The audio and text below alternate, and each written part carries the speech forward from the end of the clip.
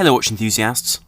Now today I'd like to address one topic which I've been postponing for quite a while, and this is the history of the Rolex Submariner.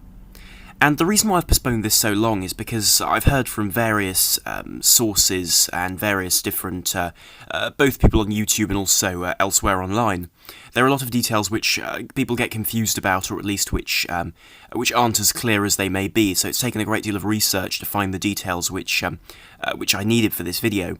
So as a result, I thought I should take my time and make sure that every detail was correct, and also make sure that this was a complete video including every major change in the Rolex Submariner lineup from its inception till today. However, before I begin this video, I would like to invite you all to join me on the social media platform Snups at The Watch Guys, a group set up specifically for you, my viewers, to discuss matters of horology with me and other enthusiasts, as well as giving you the ability to ask me any questions you'd like to ask, or suggest video themes and topics.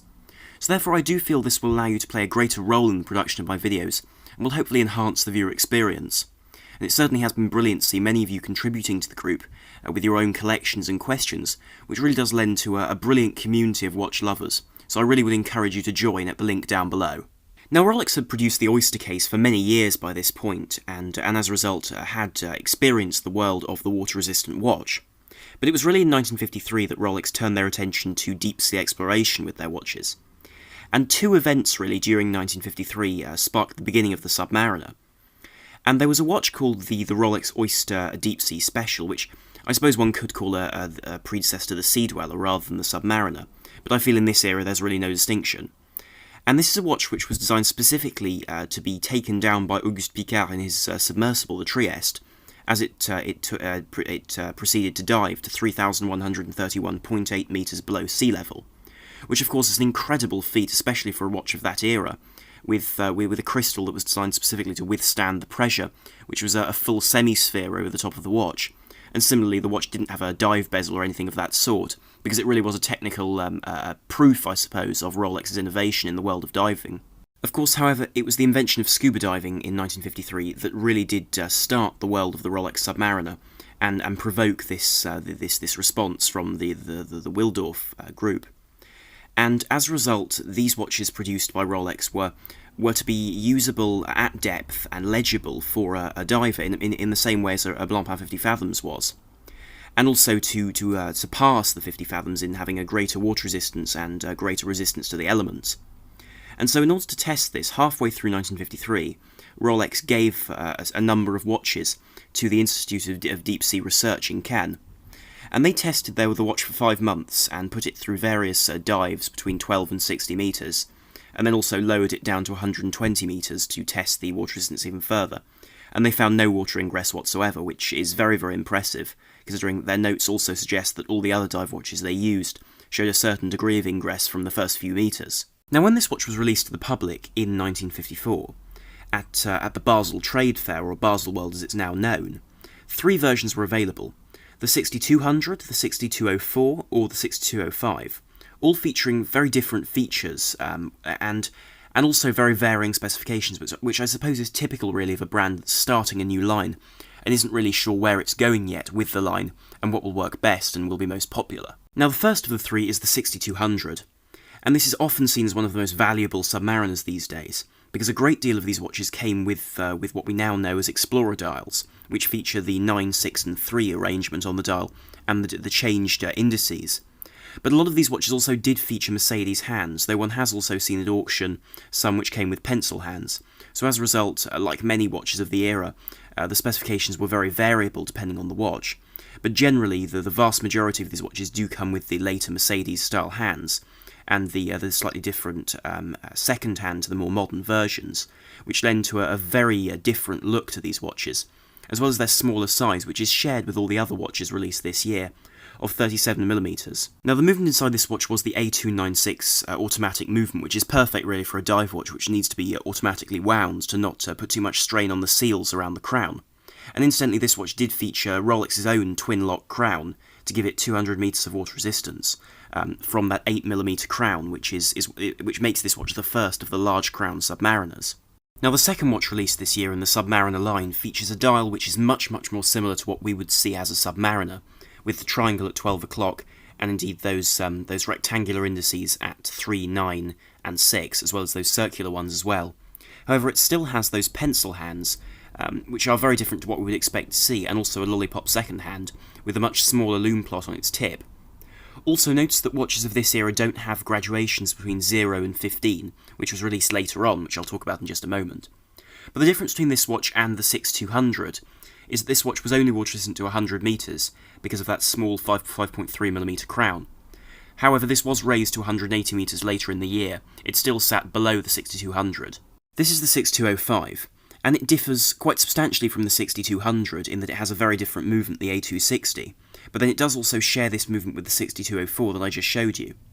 But the real difference between this watch and the other models is this was only 100 metres water resistant, despite the fact that it had a larger crown than the 6204 at 6mm rather than 5.3. And also this watch featured either Mercedes or pencil style hands, depending on when this watch was produced in its production run. It's worth also noting that all these watches did indeed share the 37mm case seen on the 6200, giving a much smaller profile than the modern timepiece we know. Just 1 year into production, the 6205 is discontinued, and it's replaced by the 6536. And this is a watch which is much more obvious as a larger, more tough tool watch in the more modern view of things. And this watch featured a 38.5mm case, so it's substantially thicker at the lug, which was for the sake of resistance. Also, the crown remains that 8mm that we saw on the 6200, but is now applied to a 100-metre diver, and the reason for that was really for the ease of use of the crown. Similarly, the watch also has gained a new movement, the caliber 1030, which is an improvement over their previous calibers, and offers the watch a degree more accuracy. And this is also noticeable in the fact the watch has been given a second version, if you will, with a different reference number being the 6536/1, and this is a chronometer-regulated version. It's also worth pointing out this watch with this handset changed quite substantially later on in 1956, when the hands were changed and standardised across the Submariner range, because previously one had pencil-style hands as well as different styles of Mercedes hands. And also the most notable change is the second hand, where you can see on this earlier version there's a much larger lume pip closer to the edge of the dial, which was then moved close to a central section of the hand and shrunk somewhat, for reasons which I don't know, but certainly this has remained the norm for Submariners into the future. Now, a second watch was also released this very year with the 6538, and this featured all the good features, I suppose, of the 6200 and the 6204 and amalgamated them into one. Because here you have a watch with a 200-metre water resistance, that larger 38.5mm case which offered thicker lugs with more resistance to shocks, as well as also having that big crown, which is 8mm across, but also much thicker than previous big crowns, meaning it was easier to grip.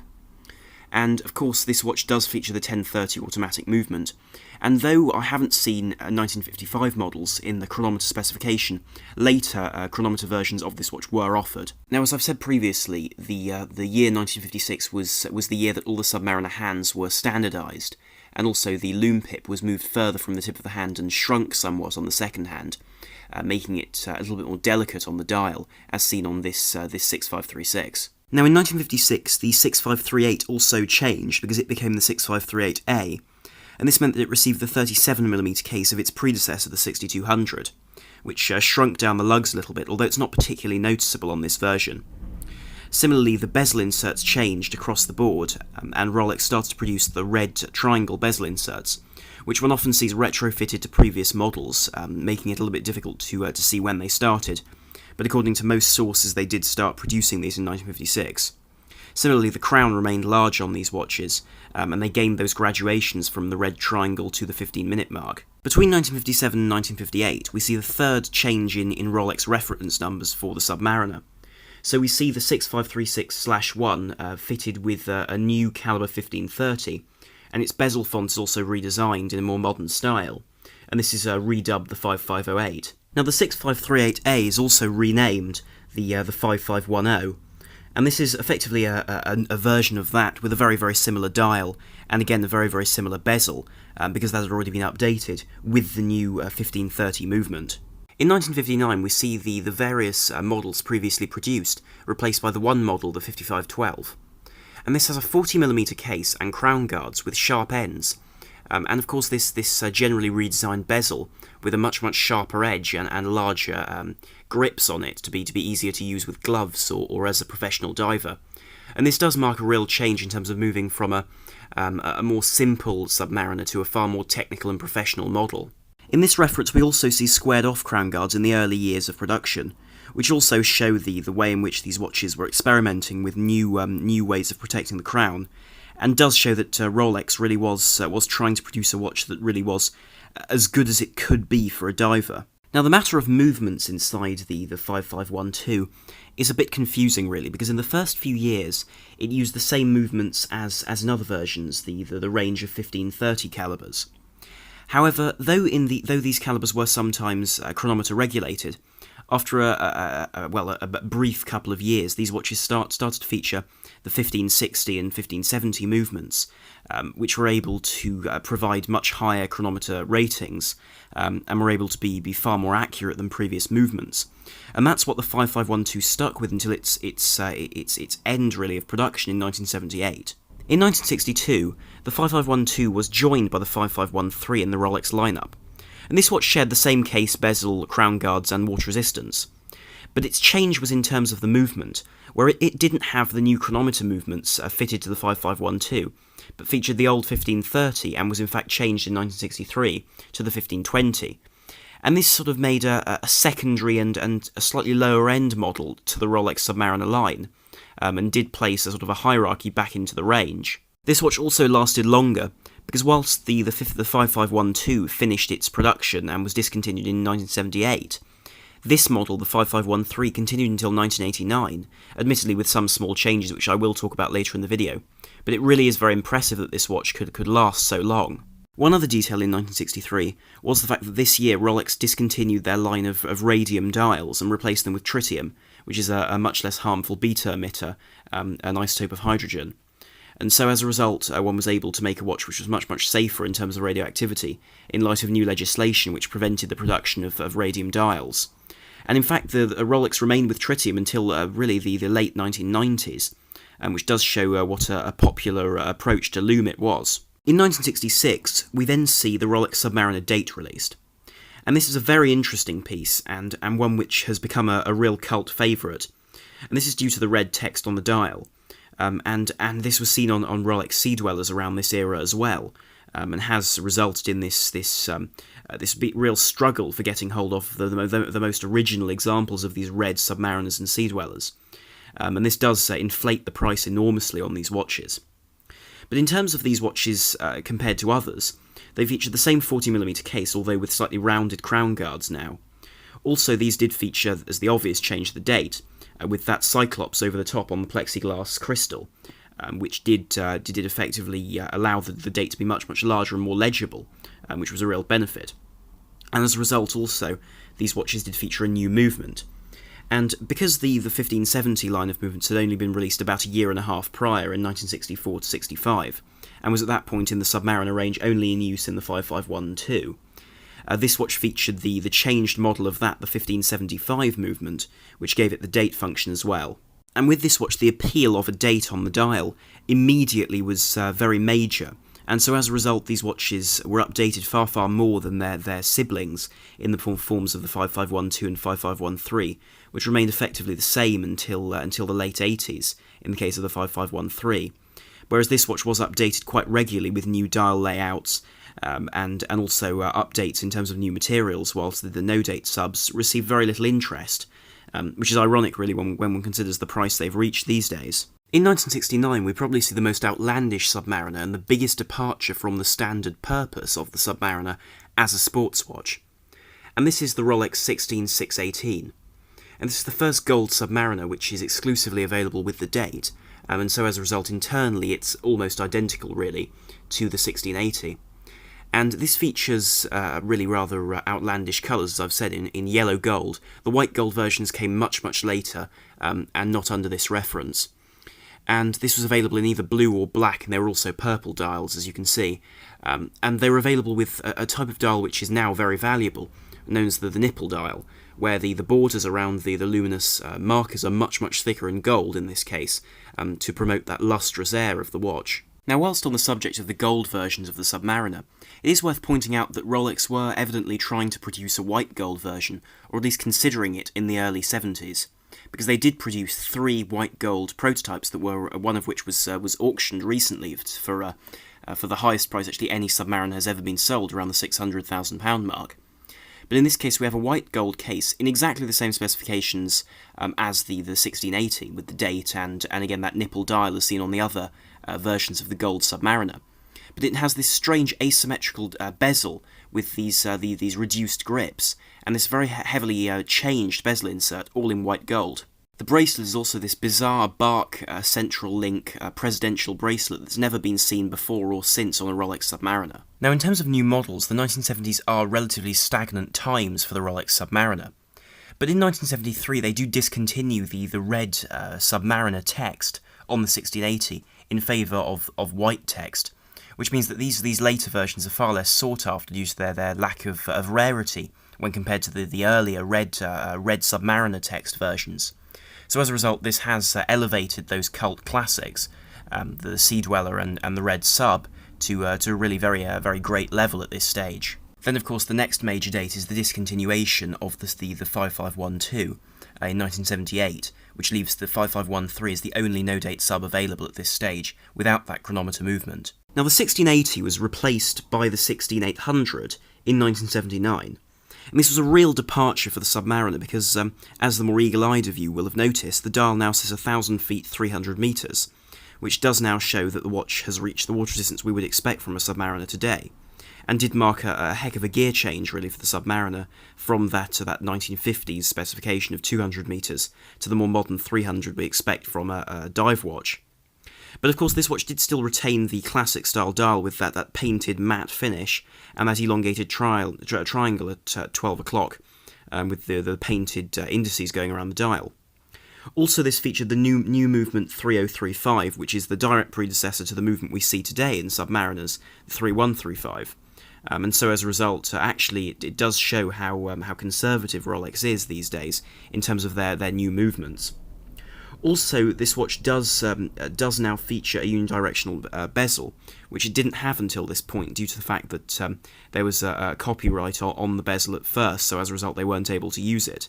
But by this point they had the ability to produce these unidirectional bezels for the sake of divers being able to judge exactly where they were in terms of diving. Now, furthermore, these were the first submariners to feature a sapphire crystal.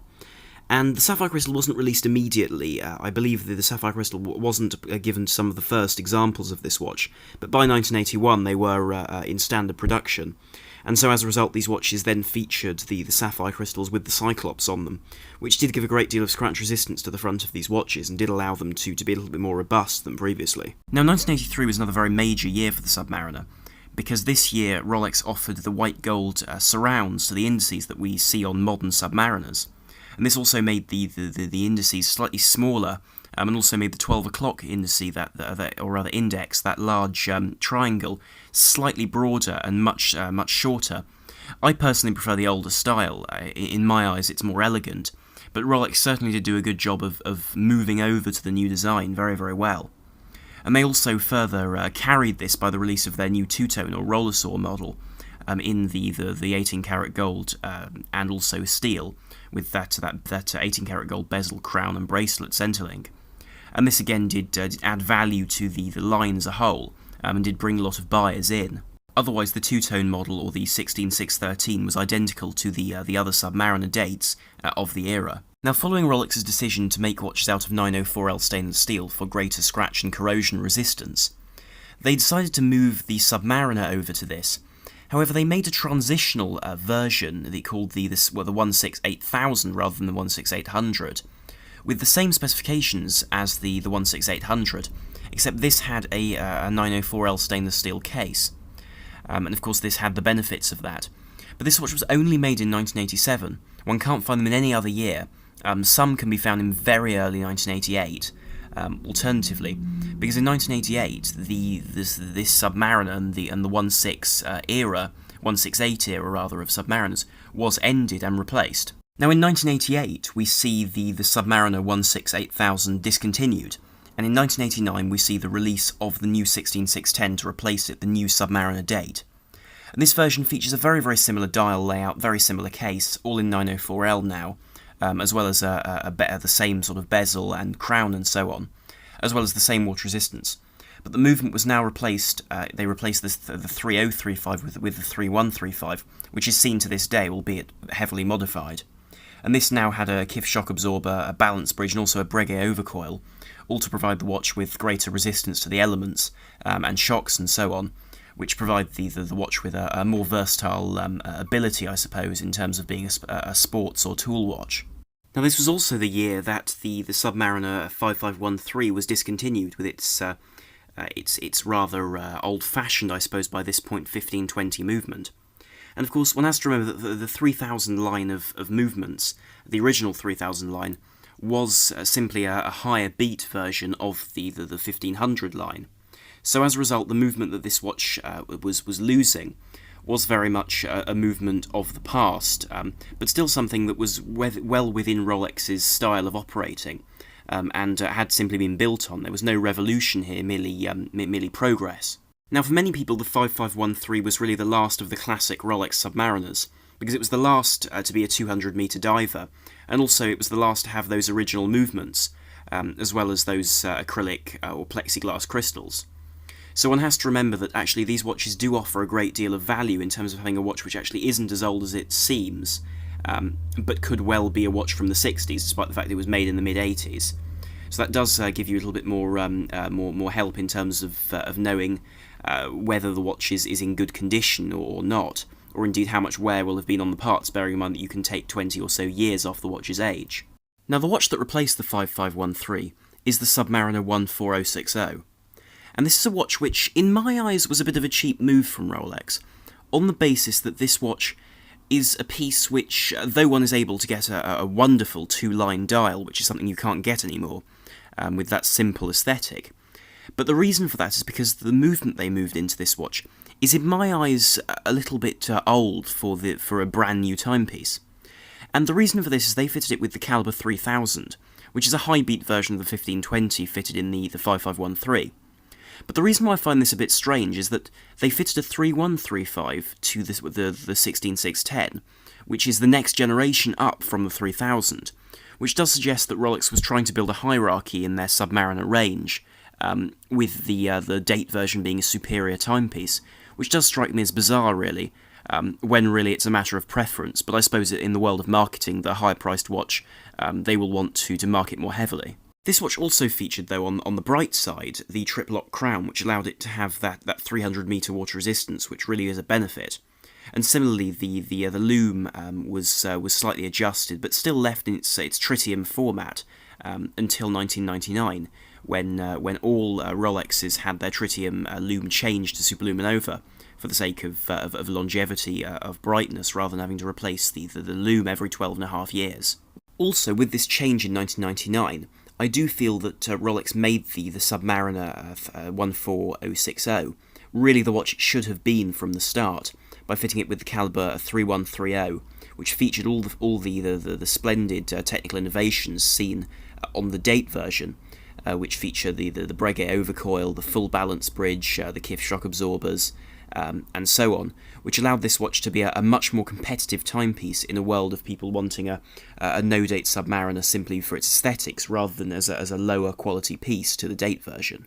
Now, throughout the next few years, the watch remains relatively unchanged, apart from a 2003 release of the green bezel version of the 16610, called the 16610 LV, to commemorate the 50th anniversary of the watch, which is a rather interesting move on Rolex's part, and was one of the first of the Rolexes to feature green aspects to commemorate certain events, which is quite an interesting feature, and does, I think, add a degree of curiosity to these green bezeled watches.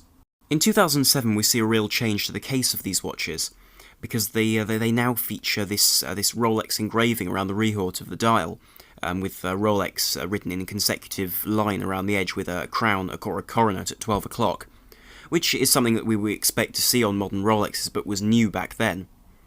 And of course, the 14060, the no date, also gained the superlative chronometer officially certified text on the dial, giving it now 4 lines rather than the original 2.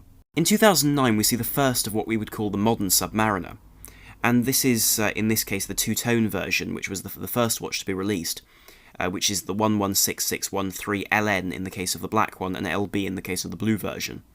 And these watches now featured ceramic bezel inserts with the very clever inlay of Rolex. Also, they had the new maxi dials, as well as slightly larger hands, and also the cases were heavily adjusted to remain 40mm, but to have much wider lugs, and also to have much wider crown guards to give the whole watch a much larger appeal, but that would still fit on people who wanted a 40mm watch.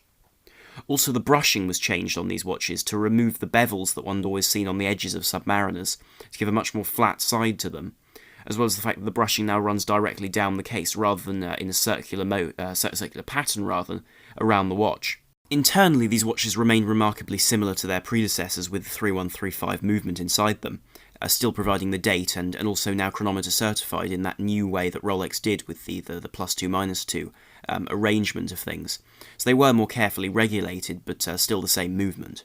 The following year, in 2010, Rolex released several new watches in the Submariner lineup, and they released a new version of the 116618, so that's to say the new versions of the solid gold Submariner in yellow gold, and the LN version is the black dial, as well as the LB being the blue dial versions. But they did also release the 116619, and that came only in the LB model, and that's to say this was the first white gold Submariner, and the first white gold Submariner that was put into standard production. And this watch did gain a great deal of interest quite quickly, and certainly has been a very interesting piece from Rolex, because you can only get that white metal, blue dial and blue bezel Submariner in white gold. In 2010, Rolex also released the 116610 LN, which was to say the successor for the 16610, with a black dial and black bezel now in ceramic, with that beautiful shiny ceramic dial as well, which gave a great deal of lustre to this watch. As well as that, it also featured the same beefed up case, if you will, which allows the watch to be a much more robust dive watch, and altogether more sturdy timepiece than its predecessors. And so as a result, with that, the 904L stainless steel, and also the new glide lock clasp and much improved bracelet, with its solid links and extremely adjustable and very well made clasp, made this watch an instant success, really. But the one other curious model they released was the 116610 LV, the green Submariner date, with the sunburst dial and green ceramic bezel, which hadn't been seen before, but was again an anniversary sort of model, I suppose, despite the fact that it didn't really come in line with the Rolex Submariner's anniversary. It still made a curious timepiece, and is still in production, despite the fact that people often said that the Submariner date in green would be a passing watch that would last a year or two. But here we are 7 years on, and it still isn't being made, which certainly does show the value, I suppose, for a more versatile and broad range than simply a black Submariner. In 2012, the 14060 was discontinued, and replaced by the 114060, being the large 904L stainless steel, redesigned maxi dial version of that, with its no-date configuration and the same movement. Although in this version, like all the other new Submariners, it now not only featured the COSC certification, but also was regulated after being cased, which I think is a very good idea, because often watches change their functioning accuracy after being cased, thus affecting the timekeeping. So as a result, Rolex, I think, did exactly the right thing about casing the watch before re-regulating it themselves. Anyway, this concludes this video on the subject of the Rolex Submariner and its history, as following 2012 no further changes were made to the watch, and we're still awaiting the successor, if you will, to this watch, though if one looks at the track record of the 5513, it could well be 20 years. But certainly this is one of the most iconic watches ever made, if not the most recognisable. So I hope the video was up to your standards and expectations with regards to producing a history of this timepiece. So thank you very much for watching, and please do like, share and subscribe to help the channel, and to enjoy more content here in future. So thank you very much for watching. This is Arm on the Watch Guy, over and out.